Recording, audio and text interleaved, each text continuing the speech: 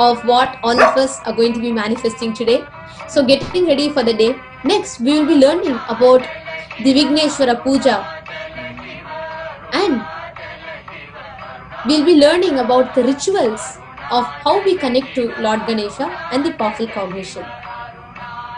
So let us all get ready for experiencing and being part of these powerful rituals to connect to Lord Ganesha.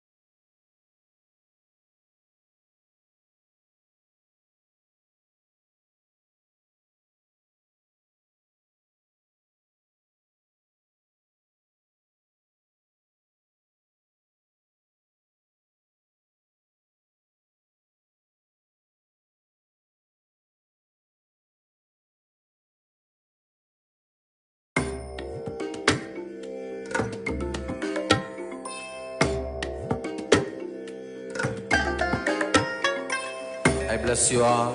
Let you all open all your three eyes and manifest the powers of Mahasannidhanam. Om Nithyananda Paramashivam.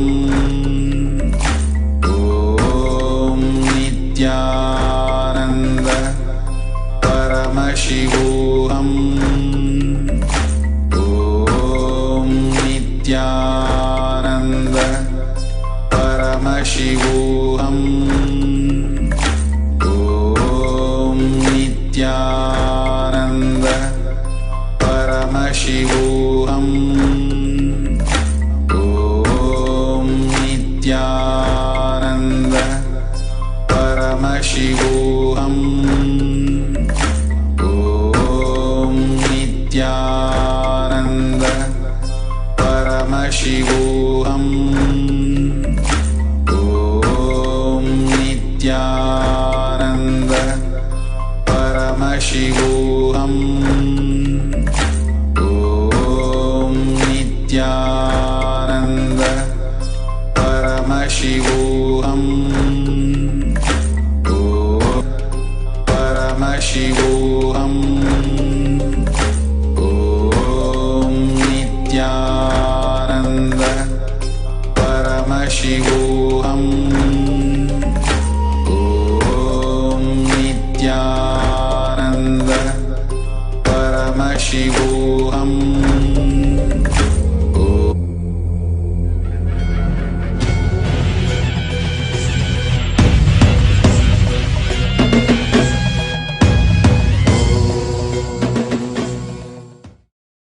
Nithyanandeshwar Paramashiva Samarambam. Nithyanandeshwari Parashakti Madhyamam.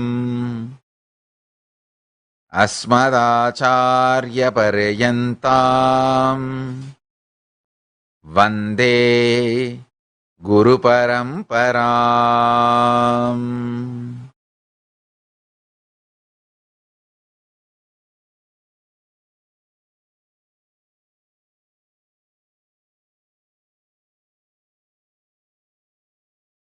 I welcome you all with my love and respects.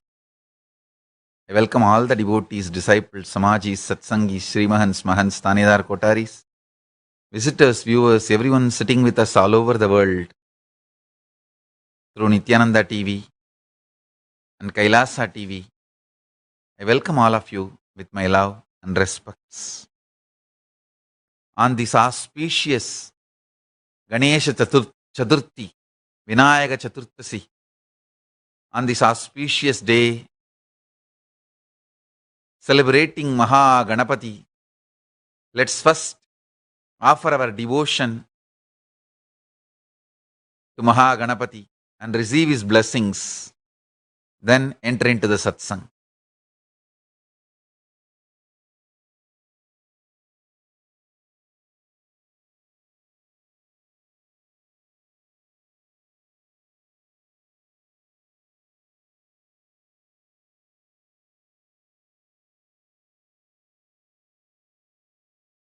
Let's enter into today's satsang. Listen. I'm going to speak very less words. Listen intensely. First, I'm taking the oath, keeping MahaGanapati as the witness. I promise I'll speak only the truth. Listen, because I'm going to reveal exact, precise truth MahaGanapati himself revealed to me from Kailasa. So I'm taking the oath and I am promising, keeping MahaGanapati as the witness to all of you, I'll speak only the truth. I will not distort, manipulate, miss or hide. I'll reveal it as MahaGanapati revealed it to me, to be revealed to all of you from Kailasa directly. And not only I will reveal what has been revealed to me, I'll transmit the same experience to all of you. Listen, listen. First thing, MahaGanapati is alive. He is real. Please understand. He is really, really real. Now, just now, even now, he is sitting in Kailasa as a living entity. Understand? Not like some formless. He is formless also, but with form also, as a living being intensely. How much you feel you are alive. More than that. Listen. More than that. Listen, listen, listen.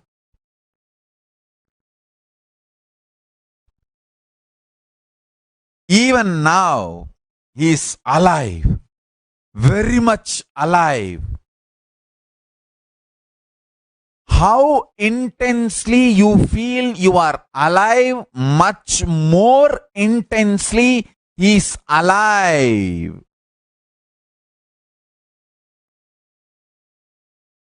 He is actually listening now. What I am talking and what you are listening and enjoying. He is laughing, he is smiling. I can actually see. He's laughing and enjoying and telling me, reveal, reveal. Let people be initiated. Let them experience me. Listen carefully. He is alive. He is real. You guys are blessed. You are all blessed to listen, to hear, to receive this initiation directly with his permission. From him, understand? Not like some Advaitic cosmic energy. He is alive much more than how much you are alive. I am alive. With 25 heads, 50 hands, 25 elephant heads and 50 hands, as MahaGanapati is sitting now alive in Kailasa. Understand? He is present in all our temples in the form of Ganapati deity, and he is available to all of us. And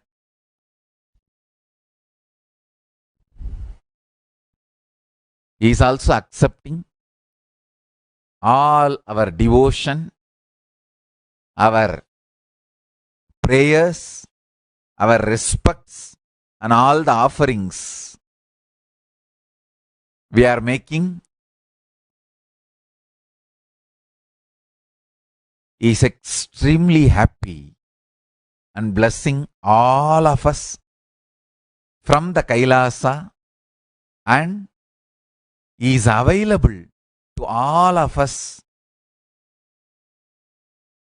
The deities, Ganesha deities in all our temples. Now wherever you are all sitting, understand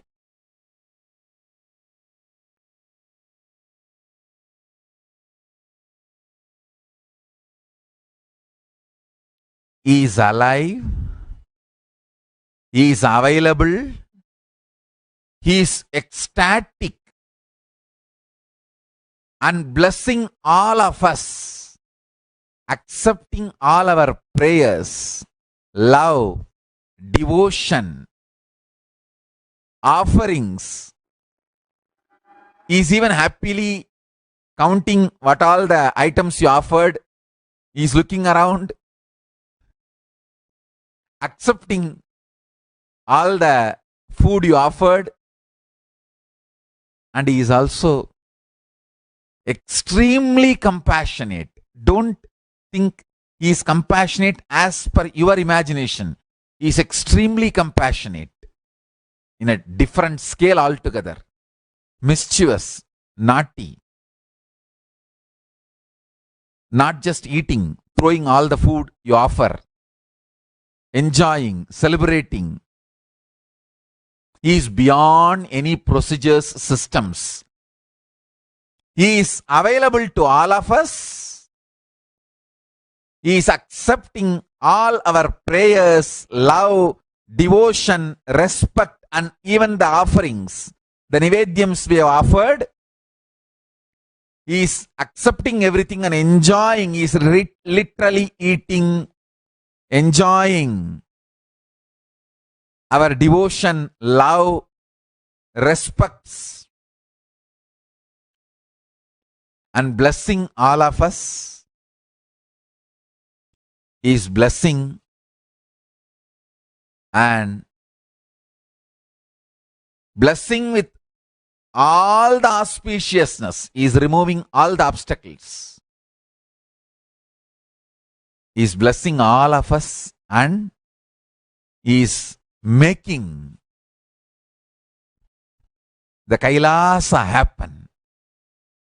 And He is blessing all of us in all the endeavors we are doing in our lives. Understand? I am revealing as He is revealing. No editing, no hiding, no planning, no calculating, as it is. Just listen to this. He is available to us. Just connect with Him. Beautiful mantra.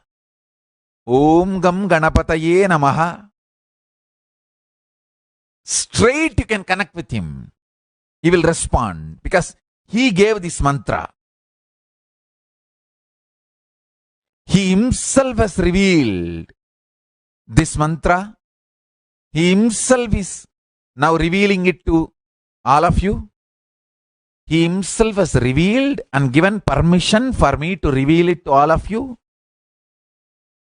He is committing. He will directly respond to anyone who has received this mantra from me now, whenever you want. Listen, not just now. Whenever you want Him in your life, you want His help, you want to remove some obstacles, anything, just call Him with this mantra. Om Gam Ganapataye Namaha. I tell you, really He will respond. He will extremely compassionate, available. He doesn't have any rules, regulation. He is not bound by any rule, any regulation.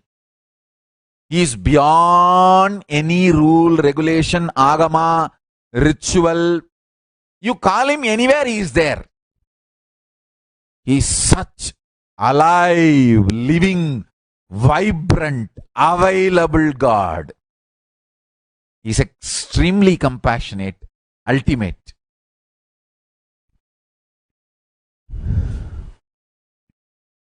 Understand? I don't want to give you any philosophical talks, big philosophical ideas or anything. I just want to reveal how he is in Kailasa now, how he is making himself available to all of us now. Straight initiation. The door for Kailasa is open. Chant this mantra. Tell yourself, Swamiji has told, he has no reason to lie, and he has promised on Ganapati and revealed this truth. He has no reason to lie, and he has no reason to take the risk of promising on Ganapati. He is directly revealing from Ganapati. Oh Ganapati, please bless all of us and ask him any boon you want. Do not expect the result as you want, but ask him anything you want. I really commit with you. I commit with you. He is extremely compassionate. Compassionate beyond your expectation, I tell you. So many times I used to ask him, please free me from this false cases and lawfare going on, the attacks going on me, let me do the work. But I'll never expect the result should be as I want. If the result should be as I want, the cases should have gone and I should be doing my work. But the result he is giving extremely extraordinary, which I never expected. His compassion, not only all these lawfares, he has taken me beyond all these lawfares. He has showered million, billion, trillion times more than what I even expected. Understand? So do not expect the result which your logic, your mind can understand, because his compassion is beyond your logic. His compassion is magic, beyond your logic. I tell you, whatever I asked, he has given me trillion times more. He has not given as I expected or as my logic could have expected, but he has given beyond. Beyond. Just go with that surrender. Hey, I am not going to put my conditions on you. I know, Bhagavan, you exist. Swamiji has told me, my Guru will not lie to me. I tell you, I have honest love for you. I honestly love you. I will not lie to you. Just now, while I was taking bath and doing puja, MahaGanapati revealed all this to me. And he is revealing it to all of you and sharing it with all of you.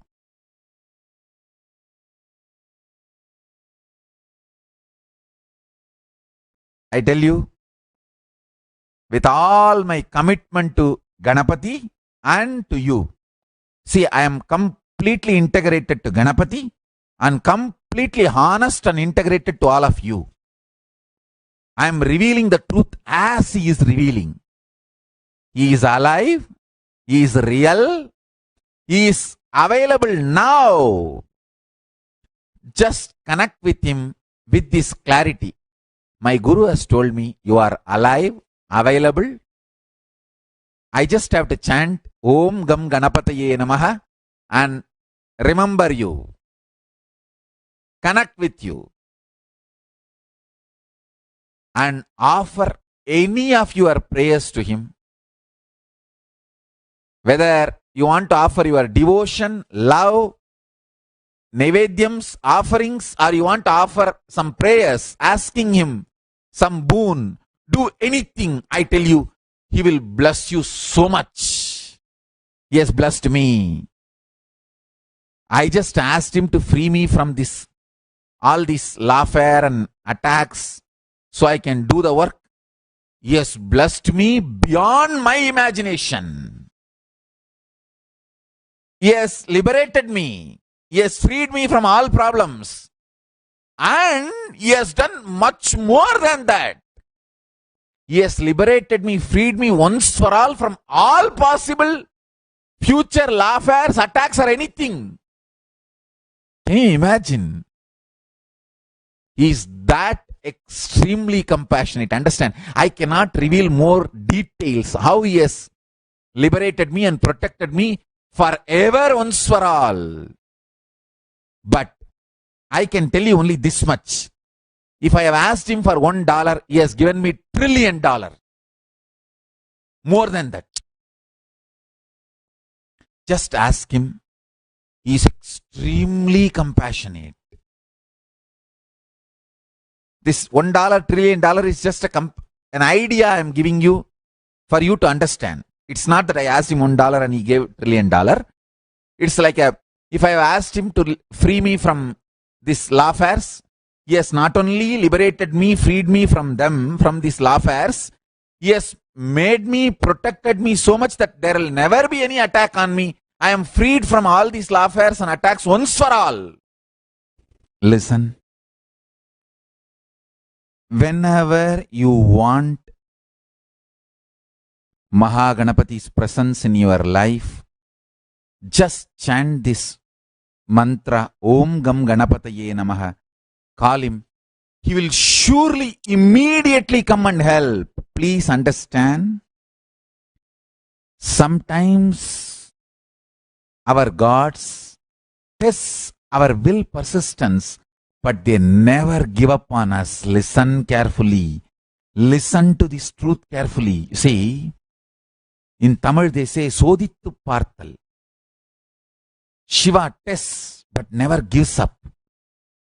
Ganapati also sometimes will test but will never give up. Listen carefully. See,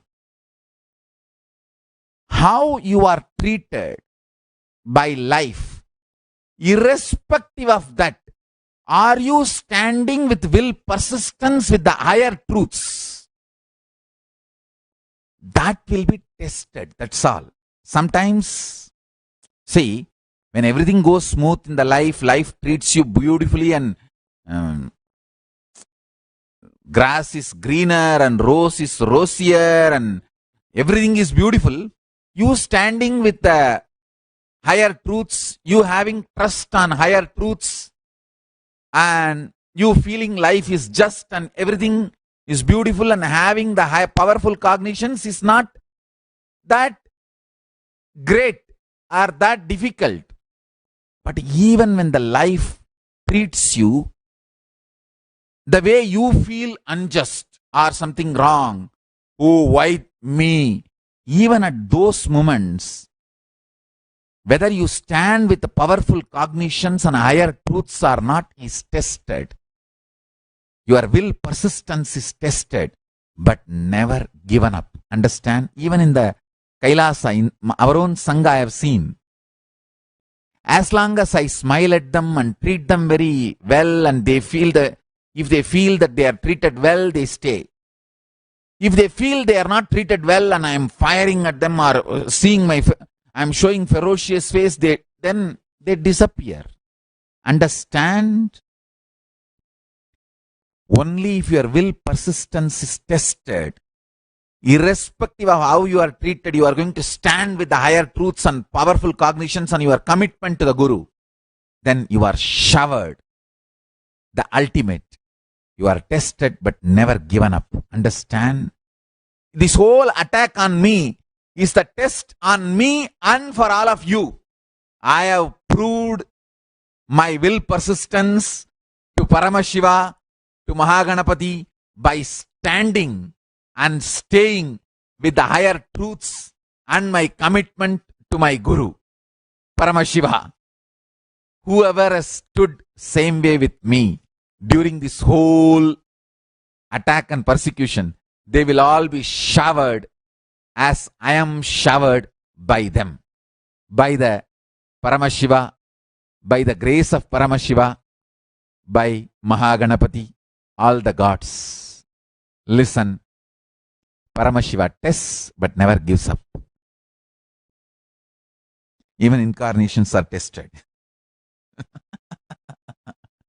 Because after assuming the human body, how strong and stable and capable we are, that stress test is done. The strength test is done so that the responsibility can be given, so that the manifestation can start. Understand? Paramashiva tests but never gives up. So chant this Om Gam Ganapataye Namaha Mahaganapati mantra and connect with him whenever you want. He will always be available and continue to bless you all. Bless all of us. He will give even darshan. So, with this, I bless you all. Let's all radiate with integrity, authenticity, responsibility, enriching, causing, living Shuddhatvaita Saivam, Paramashivoham, the eternal bliss, Nithyananda. Thank you. Be blissful.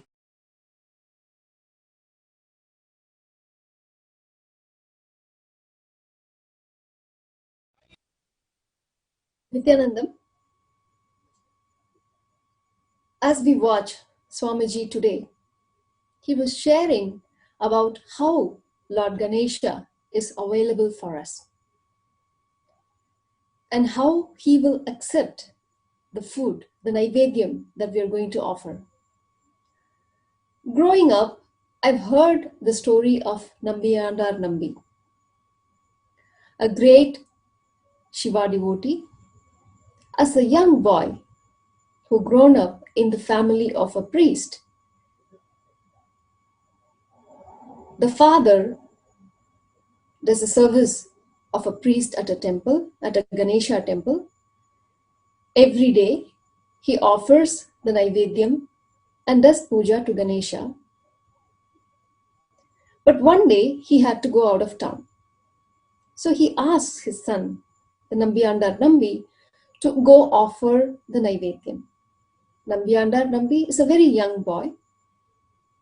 He believed that every day his dad, his father, offered the Naivedyam literally, physically to Lord Ganesha, and Lord Ganesha had accepted it every day and ate it every day. So when he went to the temple and he offered Naivedyam, he expected that Ganesha should eat the Naivedyam. He did not understand, or he did not know, that his father was only offering it symbolically. So he was expecting Ganesha to eat the Naivedyam. Ganesha was not budging.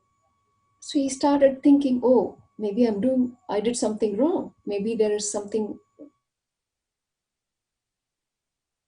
Ganesha is not happy with me. That is why he's not accepting my Naivedyam, the offering. So he starts crying. Then he pleads, Ganesha, please accept it. Ganesha doesn't take. Then he decides, that's it, I'm going to break my head. And as he does that, starts to hit his head on the stone, Ganesha, pleased by his innocent devotion, appears and stops him, heals him, and accepts the Naivedyam. We've all heard this story. When I heard this growing up, this was some far incident that happened many 100 years ago, and those days it was possible. Then we hear from Swamiji's life story. Hearing this story of Nambiyandar Nambi, how Swamiji as a little boy was inspired to offer Naivedyam to Ganesha, and how he offered with Ganesha and Ganesha accepted it. Then as I'm listening to this story, I was like, wow, this can happen even today, but that happens in the life of an incarnate. My mind doesn't even relate that something that is possible to us.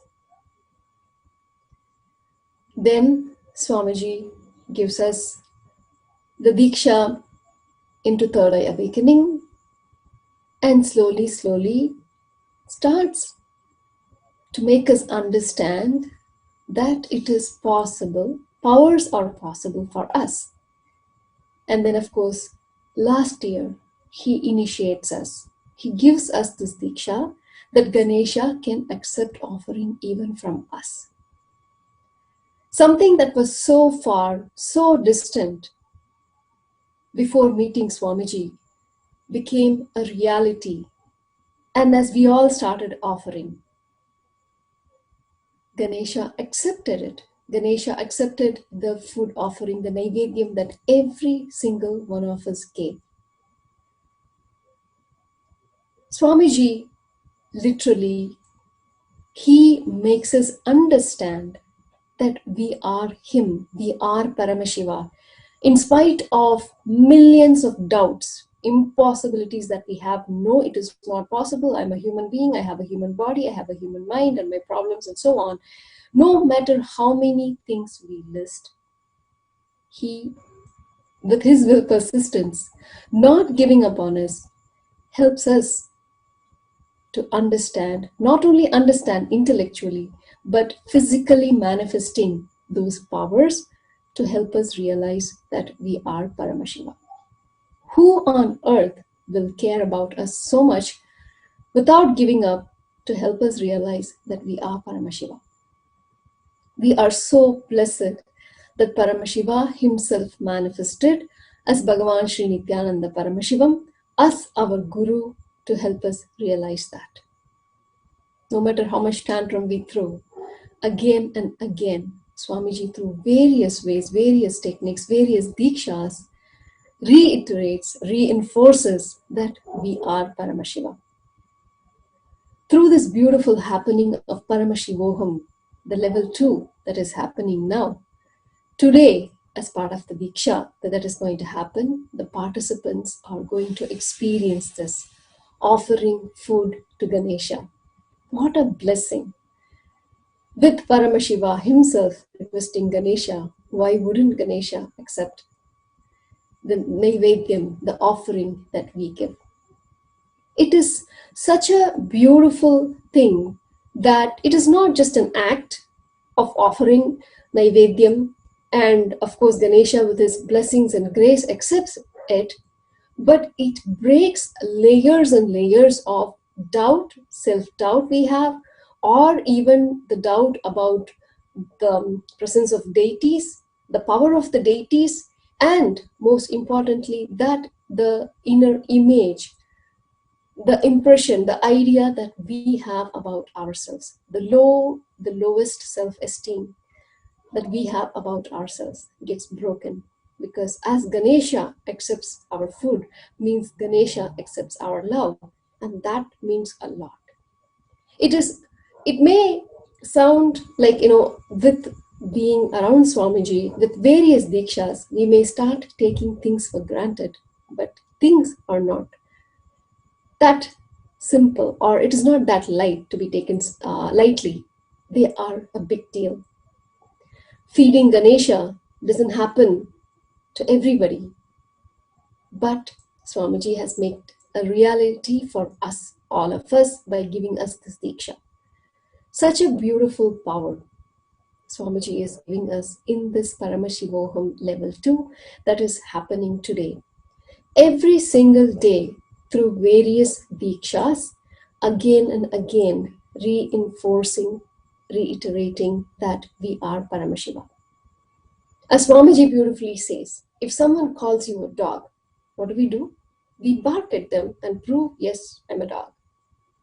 Because that is what we relate to so easily. That is what we connect to.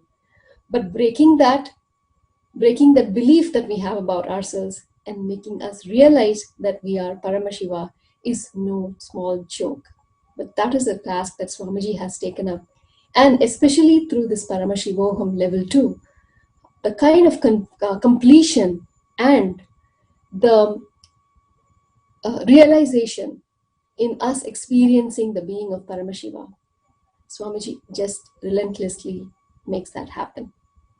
So this is something that we do not want to miss. We have our so-called life, so-called problems, and so-called struggles. They will be there. They're going to be there. But without sitting and fighting with them, we can grow bigger than them. That is Paramashivoham level 2, where you're not fighting with the silly problems of life, but you grow much bigger than them. If you are interested in how to become that, then do not delay. Register yourself at paramashivoham.org/level 2.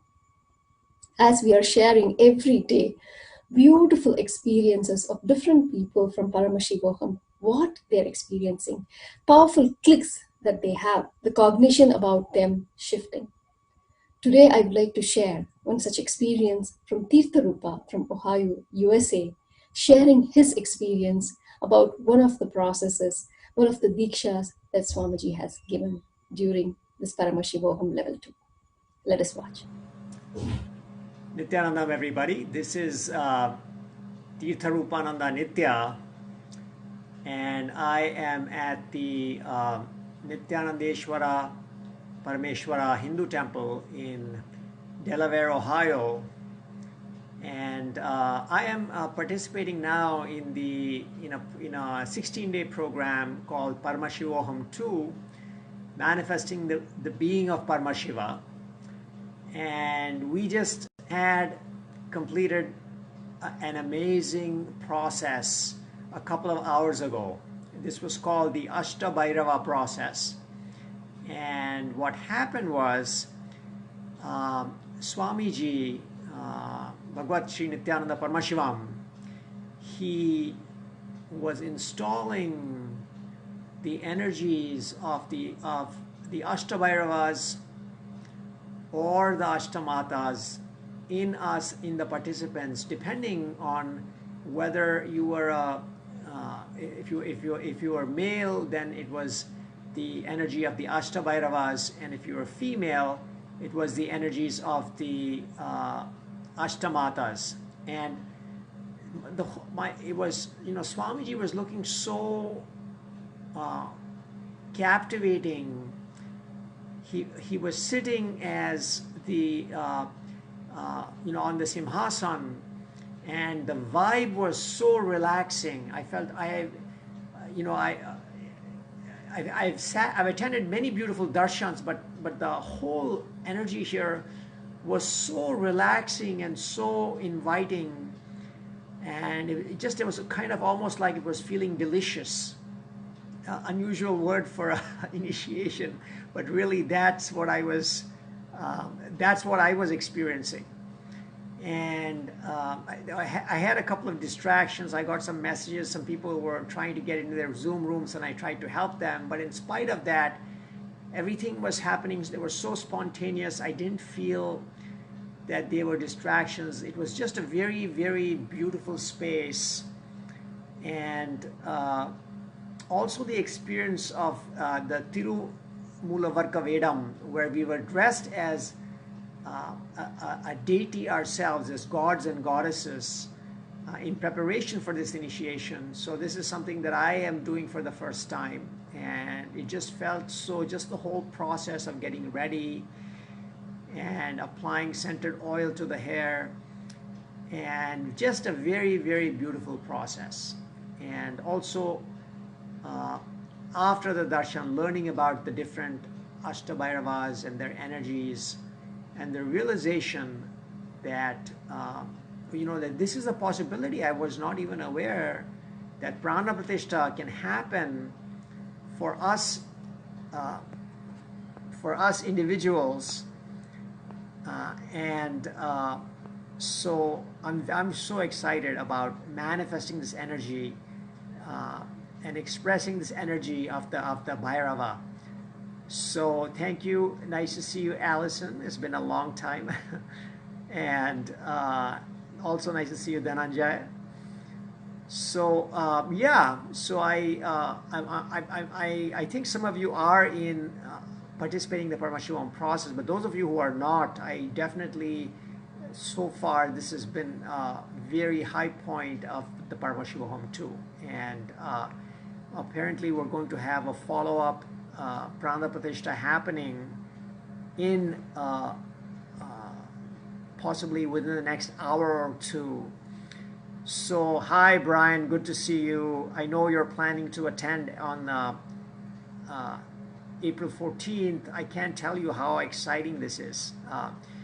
I was just talking about a darshan that we had, and so yes, I'm very psyched, and you know, this program has been full of surprises, but this darshan, the Ashtabhairava darshan, and initiation has been for me definitely the high point of the program so far. Okay, so I will let you guys get back to whatever you're doing, and looking forward to sharing this wonderful journey with many of you. Nithyananda.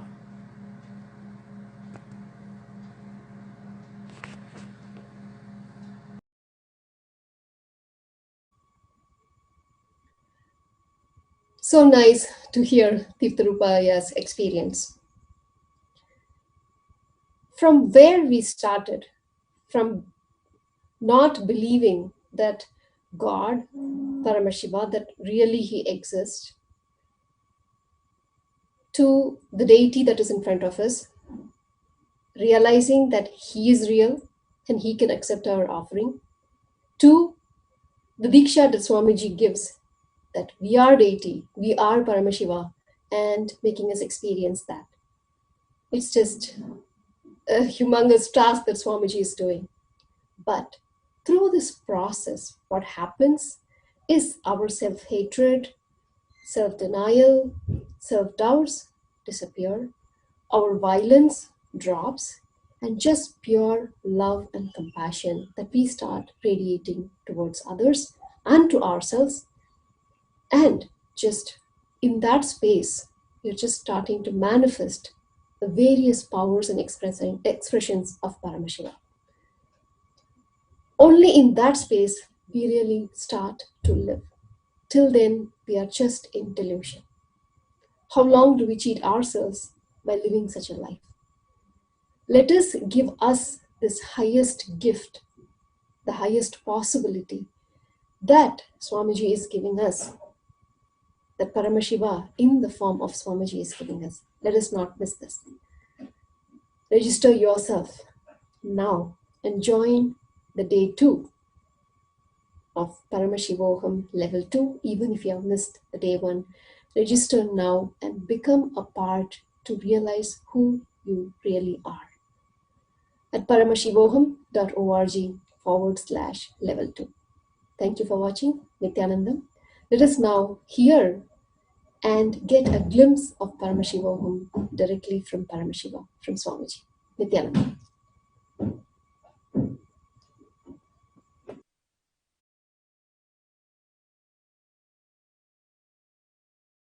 केवलं ज्ञानमूर्तिं द्वन्द्वातीतं गगनसदृशं तत्त्वमस्यादिलक्ष्यम् एकं नित्यं विमलमचलं सर्वदी साक्षिभूतं भावातीतं त्रिगुणरहितं सद्गुरुं तं Namami.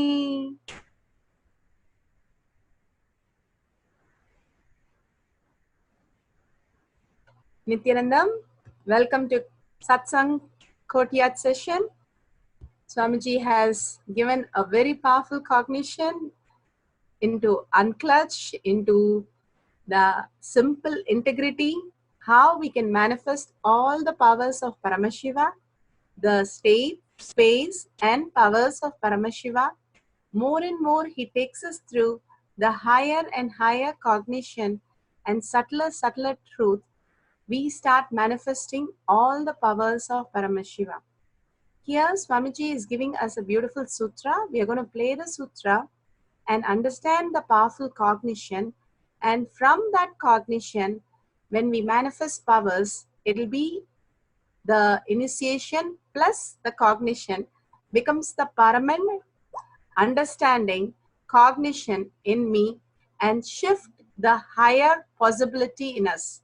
So we'll play the sutra now, and from the sutra, let's manifest the power. Thank you. I'm playing the sutra now.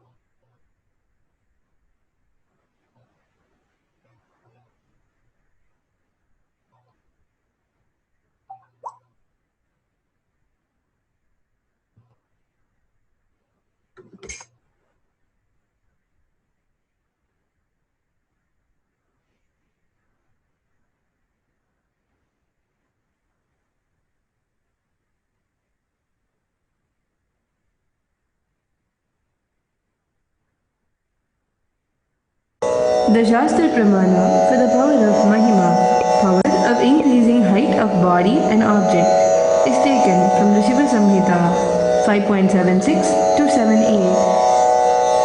Maranam ghādyate tena sakenapi na ghādyate tasya syat paramasiddhir animadi guna prada वायुस्सन्नचरते देहे रसवृद्धिर्भवेद्ध्रुवम् आकाशपनकजगल्तीयूसमपि वर्धते मरणं खाद्यते तेन सकेनापि न खाद्यते तस्य स्यात् परमासिद्धिर् अनिमादिगुणप्रदा वायुः सनचरते देहे रसवृद्धिर्भवेत् ध्रुवम् आकाशपनकजगलप्तीयूसमपि वर्धते. So beautiful. Swamiji has given the beautiful translation here. Death is eaten by him. He is eaten by none. He manifests the highest powers such as Ahima, Lahima, Mahima, etc. The Vayu, the wind, moves equally throughout his body. The juice of his body also are increased rasa vidya, the nectar excluding from the eternal lotus. Akasha also increases in him. Swamiji says every step we start unclutching, we start expressing the higher cognition, higher siddhis from us. He's been telling us how all these siddhas has been manifesting so many powers. Here, Swamiji is all combined. The siddha, the powerful cognition and initiation from the master, we start manifesting all these powers. Here he's saying death is eaten by him. When we are living unconscious with illusion and delusion, the more and more we are clutched with the emotion, the death is the ultimate, death and birth is the ultimate cycle we'll be going through. But if we understand to unclutch, when the patterns are diluted back to thoughts constantly, we unclutch from the space, we start understanding that there is a natural process in us.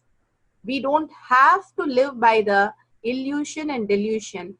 How in our dream we create so many people, so many realities, but when we wake up, we are so fresh and we are so fine. We say, wow, it was just a dream.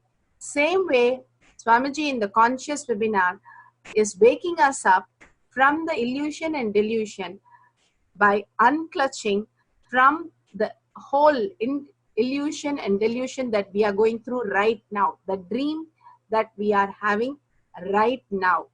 So when Swamiji says detox takes away all the toxin in our body, cleaning our body, physically getting ready for unclutching from the body, and prayer, continuously chanting the Mahavakya, being in oneness and complete bliss. When we are in bliss, the will persistent is the side effect. Unclutching and bliss and holding the responsibility to be in the oneness space, not to get engaged with the illusion and delusion, constantly expand us into the higher reality. Here, Swamiji is giving us absolutely beautiful sutra where he says, manifest the highest possibility, such as Ahima, Lahima, and Mahima. All these powers are manifested on planet Earth by different beings, human beings. For example, Upper was tied with a stone and thrown into the water. Tirunavaka Asar, he just floated like a feather and just saved himself because he knew the power of Ashtama Siddhi. Same way, Krishna just lifted the Godavar mountain simply by a little finger. He was able to make it so light. Hanuman was able to make himself so small or really large to cross the ocean. Just the oneness space with Rama, Nama, he was able to fly over the ocean.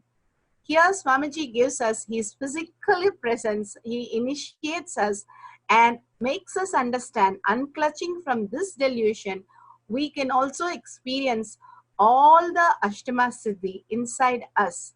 The powerful cognition that Swamiji has given us, he says, the Vayu, the wind energy, moves equally throughout his body.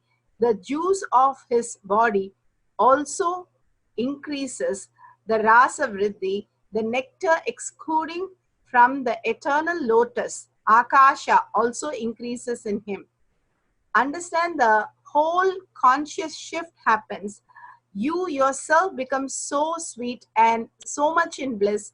How Swamiji described when he was playing with the deities, that he became completely oneness with deities. He saw them physically happening in front of them and teaching him how to decorate the deities and showing him how they are, and in simple integrity that he saw how beautiful they are, and he was in complete bliss, complete ecstasy, that he forgot to sleep, forgot to eat. And even if his mother would come, he would just give a look and he would continue. Is such a bliss could happen for Swamiji. Same thing when we are in oneness. This is exactly what happens. The Vayu is the wind which opens up the space between every breath, has a space that becomes larger and larger when we are emotionally matured. The matured cognition in us gets us the gap between the thoughts or the gap between the breath, which makes us understand the whole dimension shifts, the unclutched space shifts us into the pure oneness space with Paramashiva. Understanding that we are Paramashiva, the deep inside, I am Paramashiva, simply I start manifesting the powers of Paramashiva.